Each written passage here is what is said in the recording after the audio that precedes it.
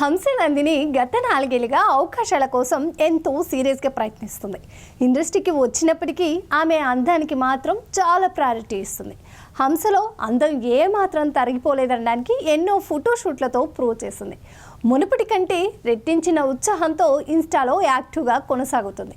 తన హాట్ అపీరెన్స్ని ఎప్పటికప్పుడు హైలైట్ చేస్తూనే ఉంది. కానీ అమ్మడికి మాత్రం అవకాశాలు రానట్లే కనిపిస్తుంది. కనుచూపు మేర ఎక్కడ ఫలానా ప్రాజెక్ట్ కోసం హంసనందిని పేరు పరిశీలనలో ఉన్నట్లు గాసిప్స్ కూడా తెరపైకి రావడం లేదు. అంటే హంసనందిని అవకాశాలకు ఎంత దూరంగా ఉందో ఊహించవచ్చు. చివరిగా ఈ అమ్మడు పంతం సినిమాలో నటించింది.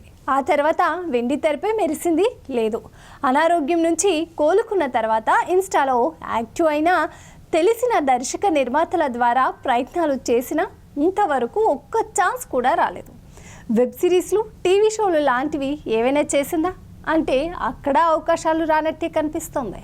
టీవీ షోలకు ఛాన్స్ ఉన్న అమ్మడు నటిగా ఐటెం బామగానే కనిపించాలనే ఆసక్తితో టీవీ రంగం వైపు ప్రయత్నించి ఉండకపోవచ్చని తెలుస్తుంది. మరి ఈ ఫేజ్ని దాటి హంస అవకాశాలు అందుకుంటుందా?